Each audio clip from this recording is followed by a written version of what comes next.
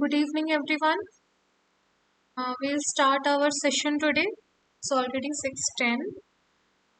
I'm Amrita, and today we are in the week 9 of our live interactive session for the animal physiology course. Okay, so this is the last week for our discussion on nervous system.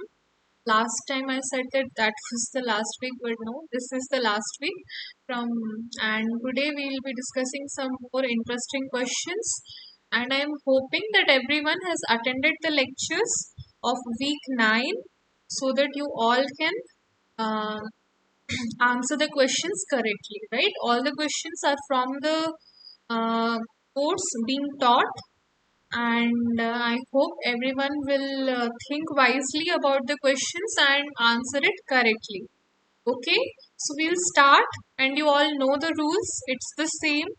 I'll read out the question. You can see the question on your screen, and I'll give you around 1 to 2 minutes time, and you need to type your answers in the chat box. You need to type your answers. I'm repeating it. No one should unmute their audio or videos. We will talk through the chat box, and I'm requesting everyone, whoever is present here, each one of you should be active in the class and answer all the questions.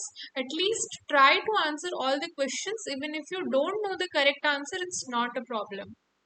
Yes, yes, the screen will be clear. I will show you. Okay. So we'll start with our first question.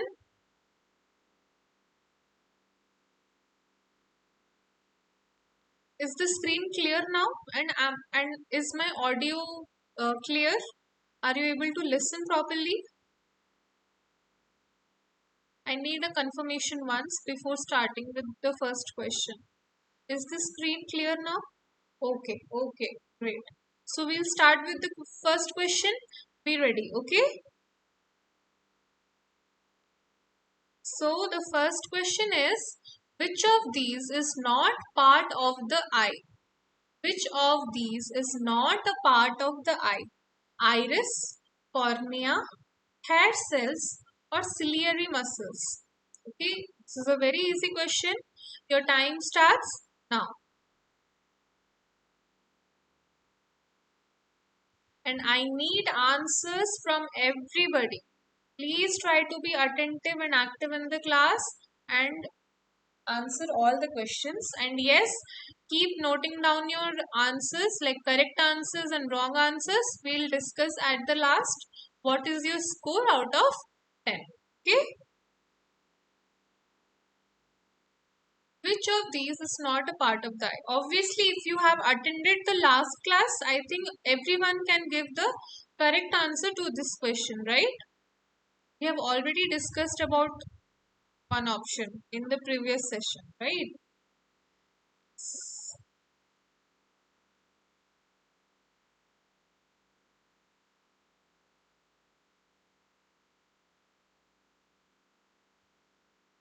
Which of these is not a part of that? I think this much time is enough, and each of you have answered. I'm hoping it. So we'll see what is the correct answer. Correct answer is hair cells. I think everyone has given the correct answer, right? Where have we studied about hair cells? Where are hair cells present? Is it present in the eye? If it is not present in the eye, where is it present? Can anyone answer? Yes, yes. Last session we discussed about the anatomy of ear, and in that we discussed about hair cells, right? And other than hair cells, the rest three, which are iris, cornea, and ciliary muscles, each of them is present in the eye. If here you can see, this is what the eye looks like. Everyone's eyes look the same. And this is the anatomy of the eye. And here you can see which is the iris, which are the ciliary muscles, and which is the cornea. We'll discuss about each of them in the upcoming questions. Okay. So now I'll move on to the second question. The liquid filled between cornea and lens is called dash, whereas from lens to retina is called dash. The liquid filled between cornea and lens is called dash, whereas from lens to retina is called dash. aqueous humor, aqueous humor, aqueous humor, vitreous humor, vitreous humor, vitreous humor, or vitreous humor, aqueous humor. Think properly and answer it. Don't get confused. The time starts now. Yeah.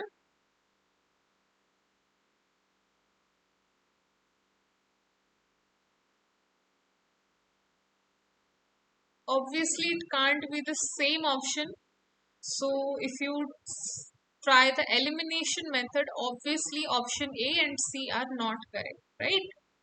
So, you need to choose between option B and D.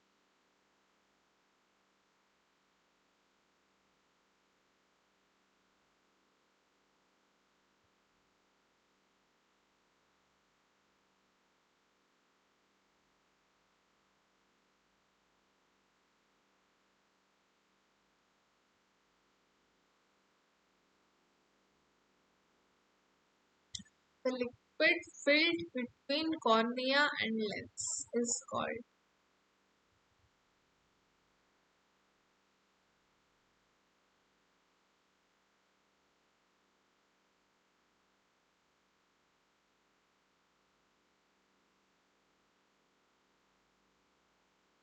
I want answers from everyone. I want answers from everyone. Please be attentive in the class and try to answer each question. We don't have so many questions to discuss, right? We have only 10 questions, and I don't think any of the question is very complicated to answer, right? These are all factual questions. You know the answer, you know it, right?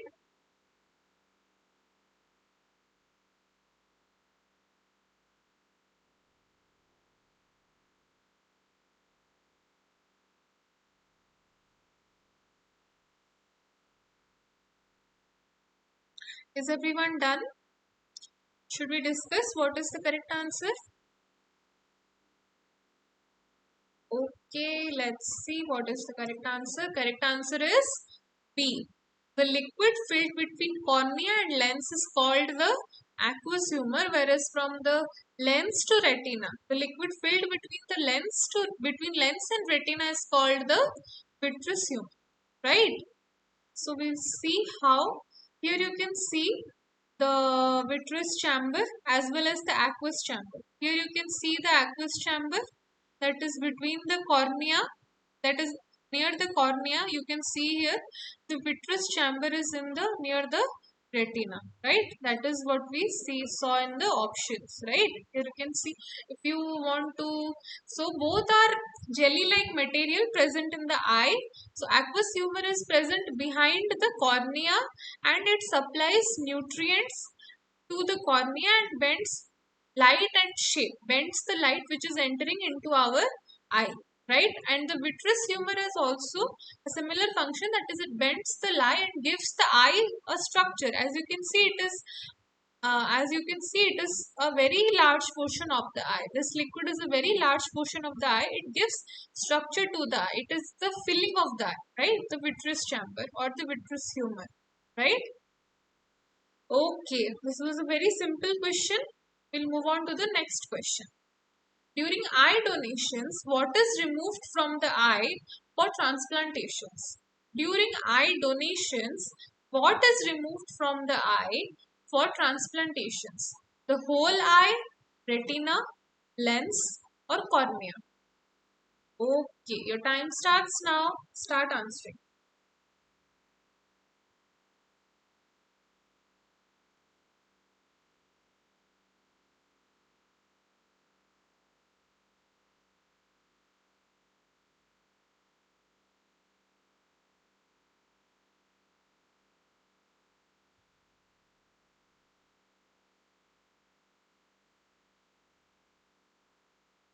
And I'm hoping everyone are giving honest answers. I don't want anyone to like see the option of the other students and just answer it. Like try to think and answer that whatever answer you're giving, is it the correct answer or not?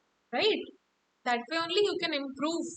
That is the motto of this course. You all have joined for this course to learn things about animal physiology, right?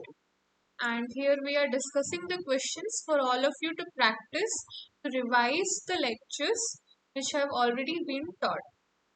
Okay, so yeah, that's it.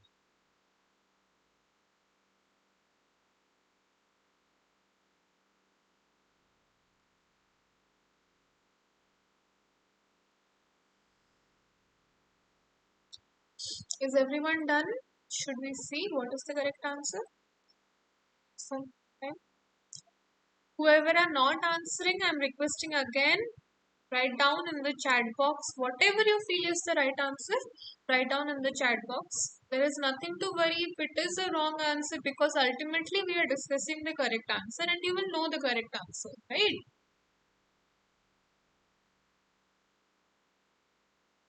And I'm not scolding anybody for giving wrong answers. So you're safe.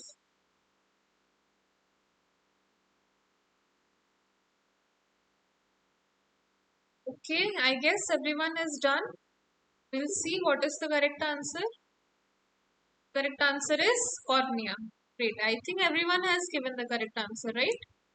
So mainly, so during eye donations, the whole eye is not taken out from the donor and given to the receiver, but only the cornea is removed from the eye and transplanted into the eye of the receiver, right? So here if you can see, if a person is blind and its cornea is damaged, because if the eye, like the blindness is because of cornea, then only you can opt for cornea transplantations, right? So if the cornea of the eye is damaged and a person is blind because of that, then they take the cornea from the donor and stitch it in the eye of the receiver, right? You can see sutures are like stitches they do. So cornea blindness is the loss of sight due to damage in the tissue covering the front of the eye called the cornea, right? And anyone can donate their eyes irrespective of age, sex and blood group, right? If we have to donate any other part of our body, like any other organ transplantations, obviously age, sex and blood group matters. But in case of cornea transplantation, these things doesn't matter. Only if you have a good eyesight, if your eye is not damaged, you can definitely be a donor for eye transplantation, right? We'll move on to the next question. So this is our fourth question. Which of these is the best description of cataract? It is a disease. It is an eye disease. I think everyone knows. So what is the best option to describe cataract? Lens becomes shrunk, lens becomes swollen, lens becomes clear, or lens becomes blurred or cloudy. Okay.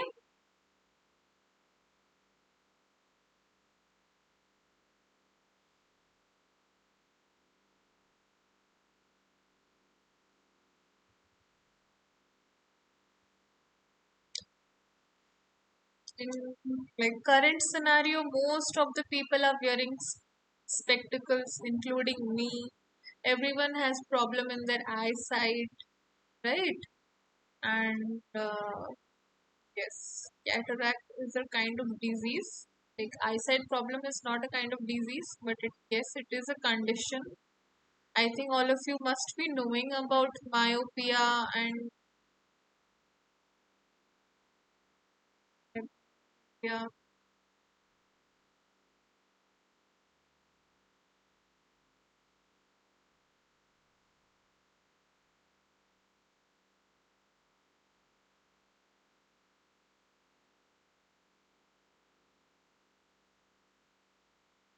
cataract mainly occurs, is seen in old age, right?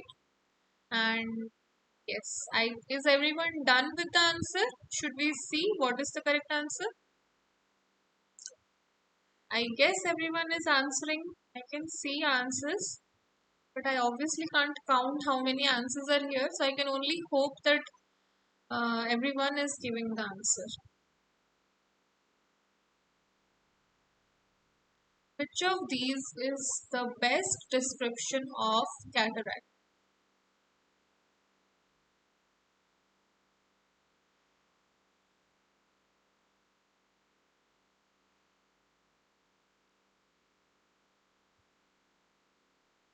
Okay, I think whoever wanted to answer has answered, and we'll see what is the correct answer. Yes, everyone who has answered has given the correct answer, right? So this is also very easy question. Lens becomes blurred or cloudy. This is a condition known as cataract.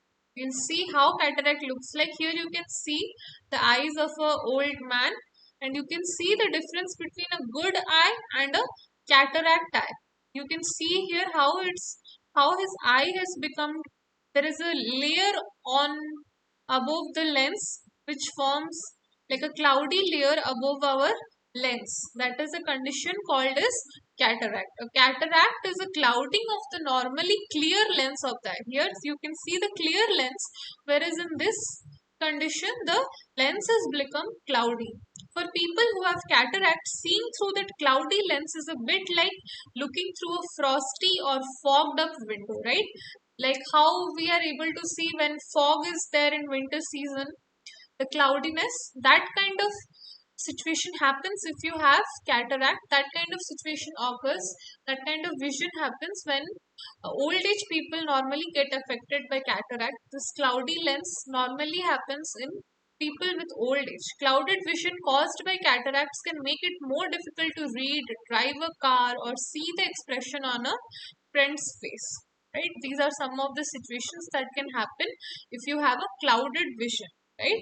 And operations are there, surgeries are there to correct this cataract condition. Okay, and it is not a procedure which it is not a situation which cannot be correct. Okay, we'll move on to the next question. Fifth question: which of these enzymes is linked with formation of islands? Lactase, 15 lipooxygenase, alcohol dehydrogenase, or pepsin? Which of these enzymes is linked with the formation of islands? Lactase, 15 lipooxygenase, alcohol dehydrogenase, or pepsin?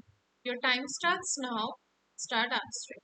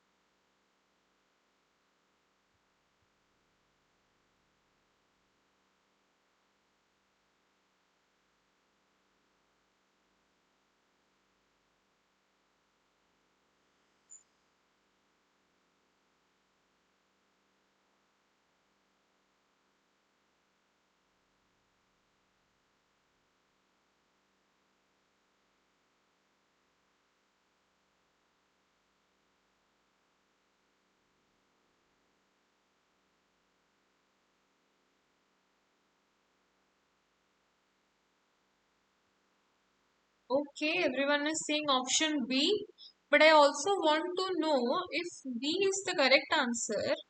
Where are the other three enzymes used, like lactase, alcohol dehydrogenase, and pepsin? Where are these enzymes involved? Does anyone know?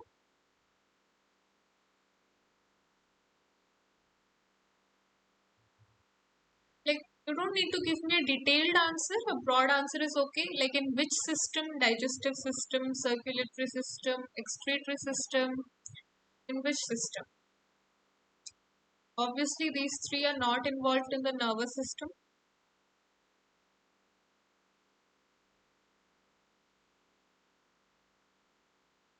No one has no idea about the other options. I think those are very famous enzymes. Just see.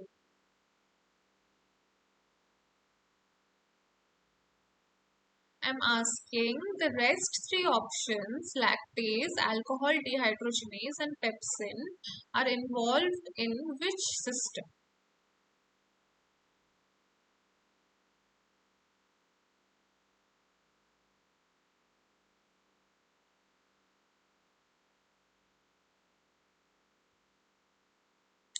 All of them are involved in the digestive system. Pepsin is also in digestive system, not excretory system. And obviously we are not discussing about digestive system, but when we'll discuss, I think that time we'll discuss about that. Okay, so everyone knows what is the correct answer. The correct answer is 15 lipooxygenase. It is the only enzyme which is involved in the formation of eye lens, right? Let's see how. So this is a little complicated explanation, but I think I'll try to explain it. So here you can see the development of eye, right? The eye development starts from our forebrain, right? Here you can see the forebrain and the surface ectoderm covering it, right? Which is derived from the cranial end of the embryo. The forebrain is derived from the cranial end of the embryo. Like this is the embryonic development. Our eye also forms like in the fetus, right? Eye is already present in the fetus. Before our birth our eyes are formed. So how it is formed at that stage we are discussing about that, right? So here you can see the forebrain and the surface ectoderm. So what happens is the formation of optical vesicle starts on the sides of the forebrain, which remains connected to the cavity of the forebrain, and this the contact of these optic vesicles to the surface ectoderm uh, induces the thickening of the lens placard. So this is the with thickening of the lens placard. Here you can see the lens placard. With the connection of these two, the lens placard starts forming. And after that, invagination, like the surface ectoderm starts invaginating towards inside, and the lens vesicle forms, like an optic cup forms. Here you can see the optic cup that is forming, and the lens vesicle also you can see. And again after this optic cup has formed, it separates from the surface, and the separation of the lens vesicle happens from the surface, and this double layered optic cup will form the retina and the retina epithelium, right? So the where is the what is the role of the enzyme in this whole process? The role of the enzyme starts after this development, right? So the lens grows progressively with addition of fiber cells to the outer surface, and when these fiber cells start elongating, um,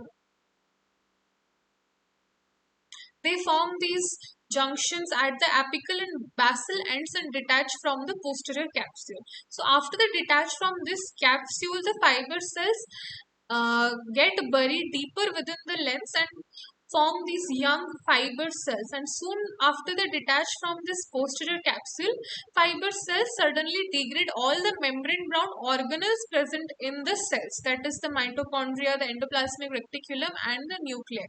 So this organelle degradation present in the cells happen within few hours, and the role of this enzyme is to promote the organelle degradation in the fiber cells of the eye, right? These fiber cells help in the formation of the lens of the eye, and after these fiber cells are formed, the membrane bound organelles present in them start degrading, and the function of this enzyme 15 lipooxygenase is to mediate this organelle loss in the lens, right? And actually the function of 15 lipooxygenase is not clear yet, and a lot of research is being going on to like know the proper function of this enzyme. This enzyme is not only present in eyes, but it is also present in erythrocytes and macrophages, and it has a role in other cell signaling processes as well. It has a function in inflammation, in apoptosis. It is a very vital enzyme present in other functions as well, right? But its function in eye development is like being researched out. Or okay, so we'll move on to the next question. Features of retinal epithelial layer. A. What are the features of the question means, what are the features of the retinal epithelial layer? A. Providing nutrition to the rods, cone and cone cells, or B. Prevents rods and cone cells from photo damage. Which of the following are correct? only A, only B, both A and B, or none of the above? Your time starts now. Start answering. What are the features of the retinal epithelial layer? Both A and B, or only A or only B, or none of the above? Option A is providing nutrition to rods and cone cells, or B prevents rods and cone cells from photo damage.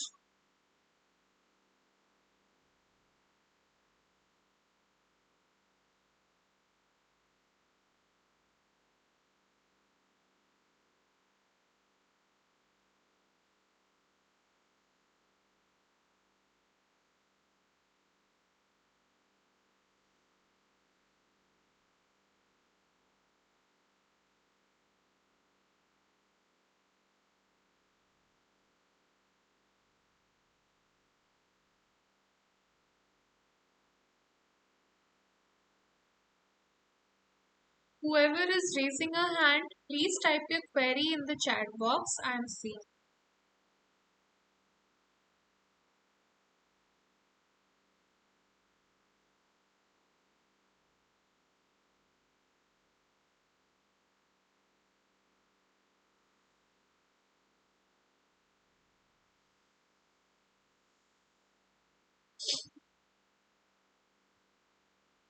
I want answers from everyone. Each one of you should answer in the chat box.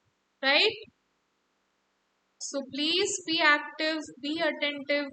Don't just listen and go throughout the session. Try to be active, try to think about each question and answer it.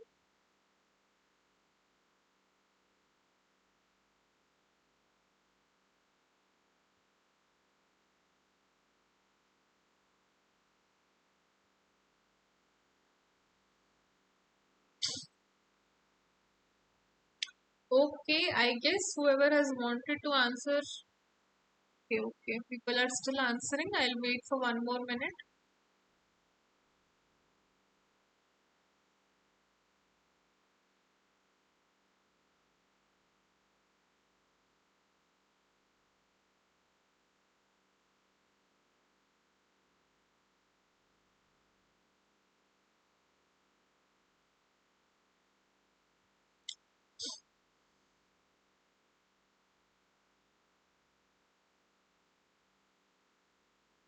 Okay, is everyone done? Should we discuss the correct answer? I can see multiple options as answers. People are some are saying only A and some are saying both A and B. Right? Okay, let's see what is the correct answer. The correct answer is C. Both A and B are functions of the retinal epithelial layer, providing nutrition to the rod and cone cells. It prevents rods and cone cells from photo damage as well. Right? So here you can see the structure of the eye, like the where is the retinal epithelium? This is the retinal epithelium, and just above it, the rods and cones are present, and it gives nutrition to the rods and cones as well as protects them from the photo damage. Right? The RPE is a pigmented layer of cells that are located outside the retina and attached to the choroid. Here you can see the choroid layer. The role of the retinal epithelium is to nourish the retinal cells.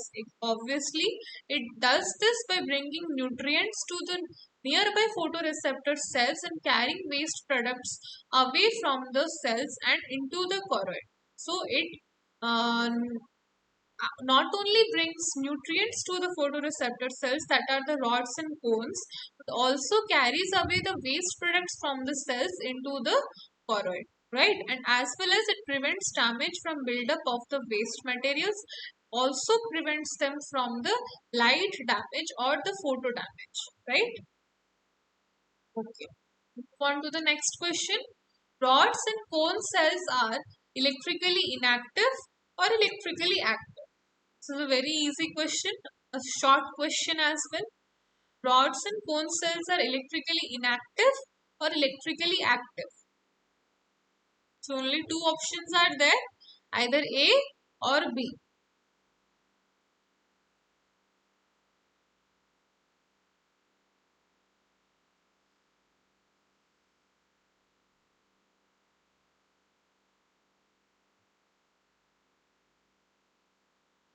I want answers from each one of you. Everyone should answer.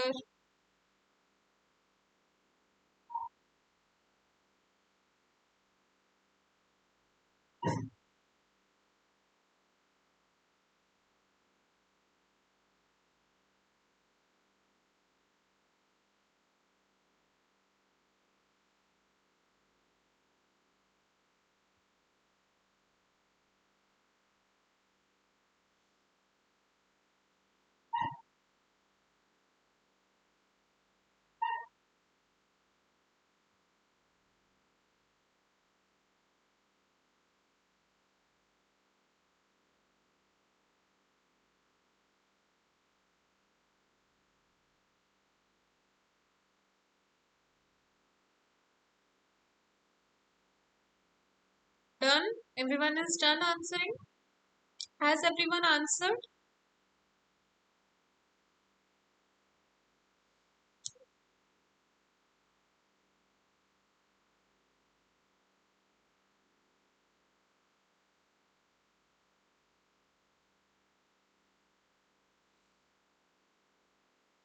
Rods and cone cells are electrically inactive or electrically active. Let's see what is the correct answer. I think everyone has given the correct answer. It's electrically active. Rods and cone cells are electrically active, right? Here you can see the structure of a rod and a cone, right? The both these rods and cones have synaptic endings in it, right? And rods and cones are the receptors in the retina responsible for the sense of the light, right? They receive the light, they sense the light. They are the part of the eye responsible for converting the light that enters your eye into electrical signals that can be decoded by the vision processing center of the brain, right? So, cones are responsible for the colors we can see, and rods are responsible for the black and white color we can see, right? And the light which passes through our eye, that gets converted into electrical signals and gets decoded like what we are actually seeing in the brain, in the vision processing center in the brain. So cones are responsible for color vision, whereas rod is responsible for the black and white vision. And because of these synaptic endings receive the light, and through the rods and cones they get converted into the electrical signals and get decoded in the vision processing center of the brain, right? Okay, we'll move on to the next question. The absorbance of rods peak at wavelength of around the absorbance of rods peak at wavelength of around 200 nm, 300 nm, 400 nm, or 500 nm. The time starts now. Start answering.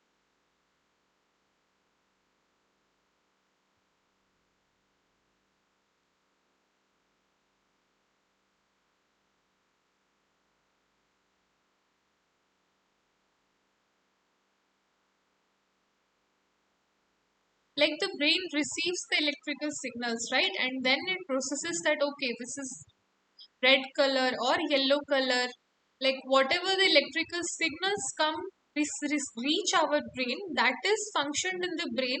Like we are able to differentiate that which color we are actually seeing, what we are actually seeing, right? If it is something we have already seen, it is not a new thing. Like the memory cells in our brain in our present, it is present in our memory that what we are seeing is a book which we have already seen, right? That is being decoded, that what we are seeing through our eyes.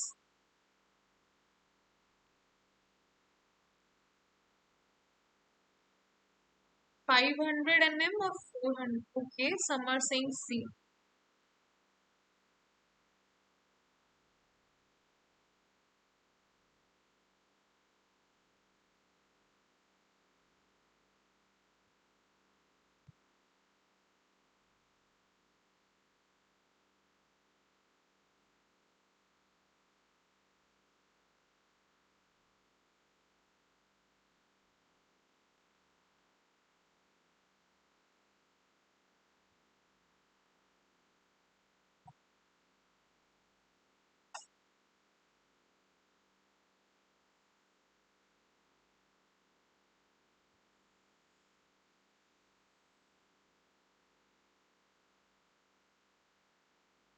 I want answers from everyone. Everyone should answer. I think these are very easy questions on eye anatomy. Today we are discussing about eyes and its anatomy and light.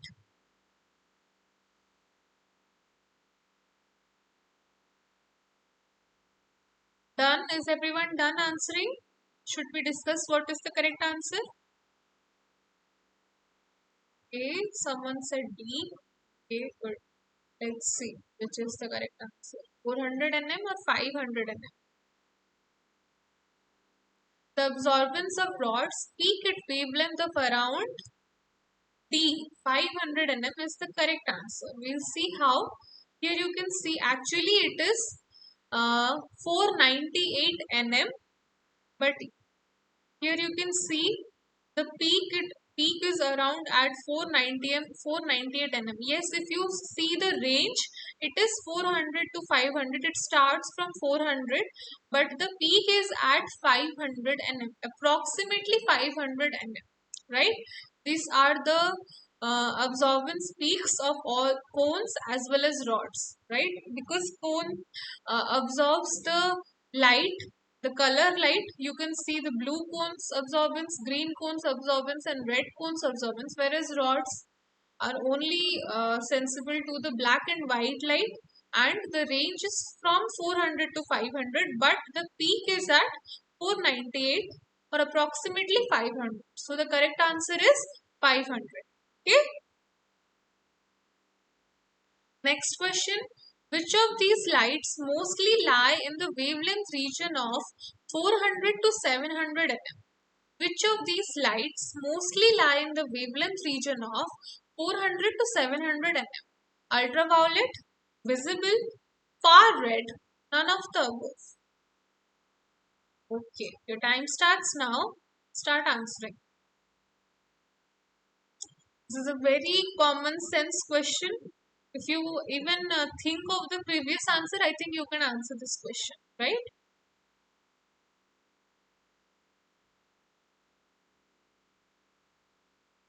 Which of these lights mostly lie in the wavelength region of 400 to 700 nm?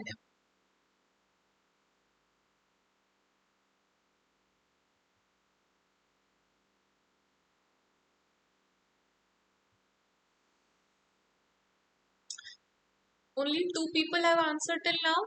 I want answers from everybody.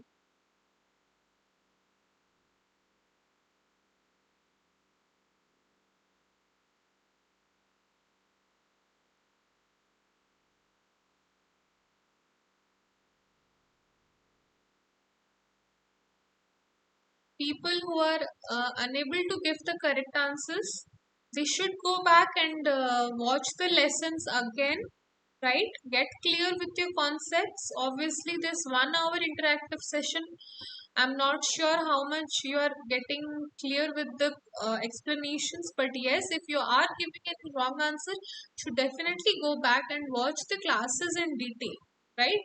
The concepts are explained very detailed, and here I'm only giving point to point explanations, right? So if we start explaining all the questions in detail, it will take a lot of time. But yes, trying to explain it in a crisp manner as much as possible. But still, if you have doubts, you can ask me, or you can write down in the discussion forum, and it will be answered. Or else you can go back and attend the lectures again, and I think you will get your concepts clear, right? And whoever are joining late, these sessions are being recorded and I will upload it in my YouTube channel.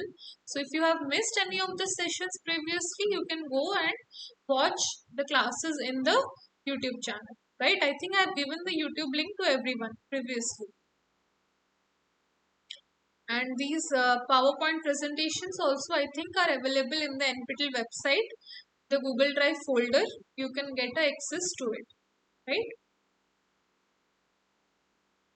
Is everyone done answering the question? Should we see what is the correct answer? I think this is enough time. It is not a very difficult question to think and answer. If you know the answer, I think you can answer it. Please give YouTube link. Okay, I'll give it 1 minute.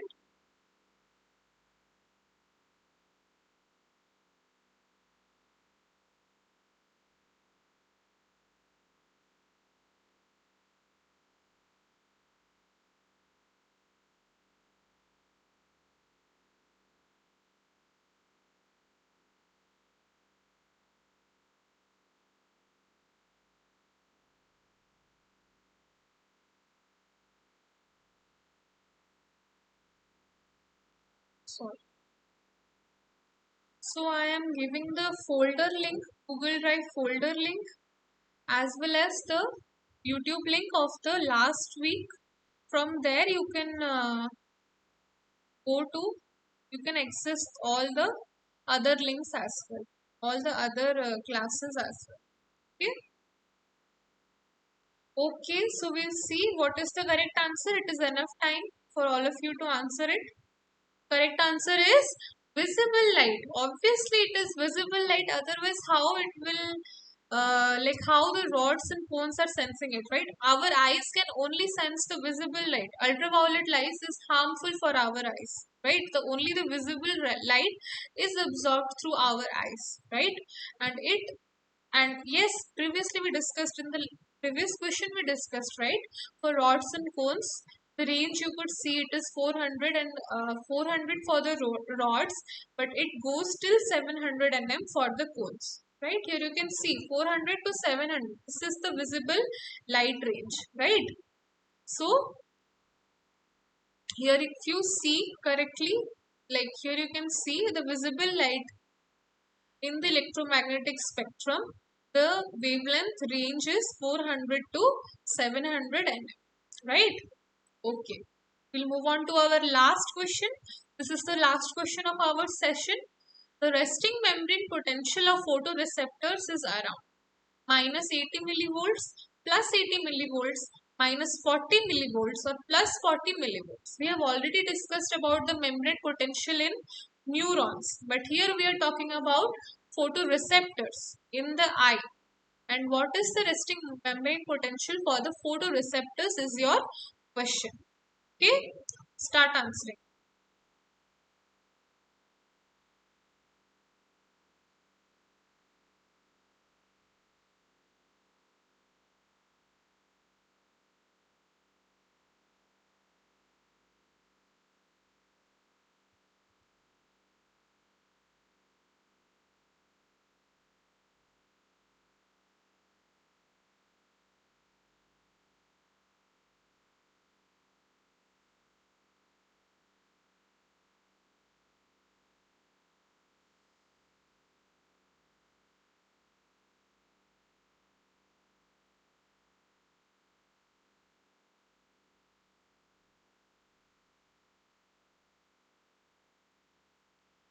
Everyone should answer. This is the last question. We are at our last question.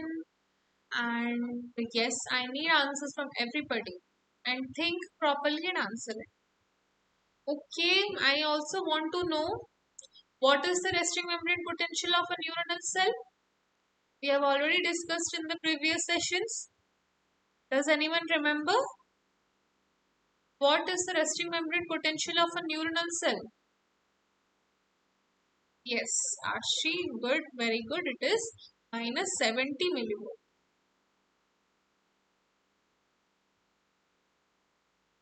Okay, is everyone done with the question number 10 answer?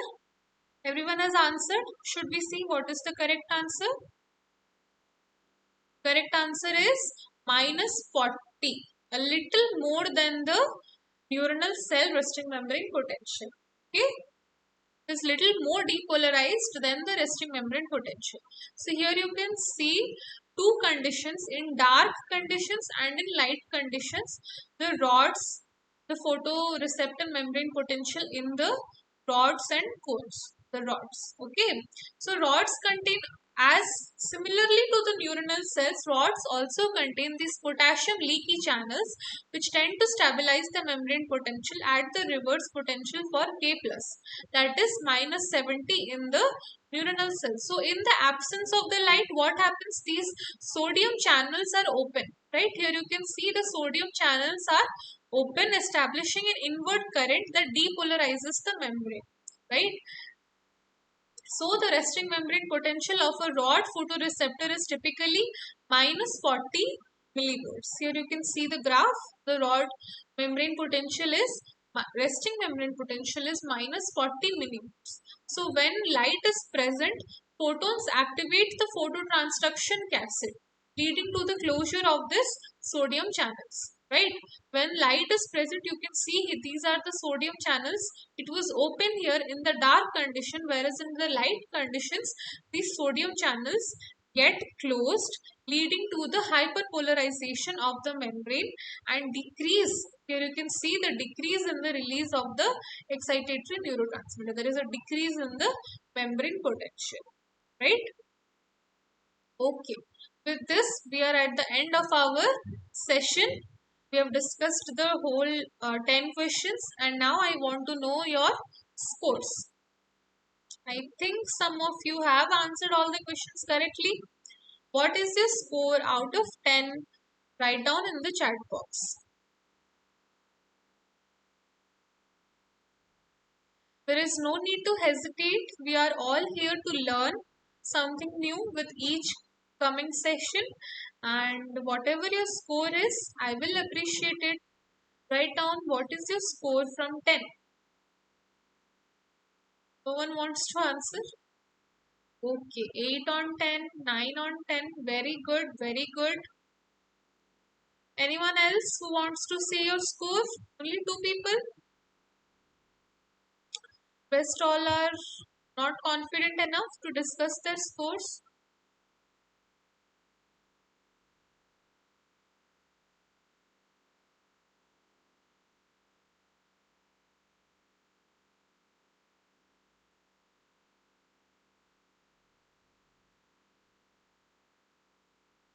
Goblet cells. Goblet cells is the answer. I hope you are not asking me questions from the present year assignment questions, right?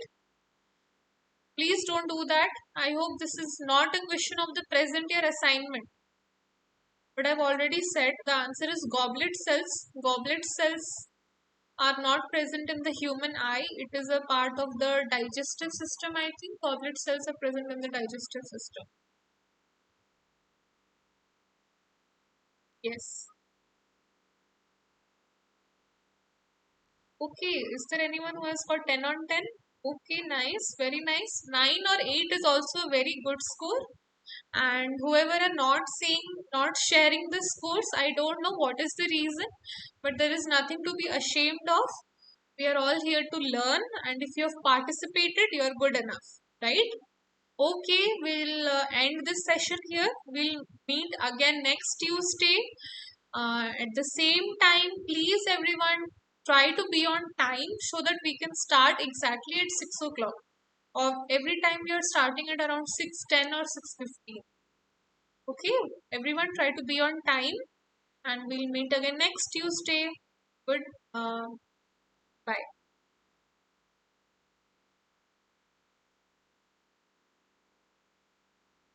Yes, yes. I seek all your thank yous. Bye bye.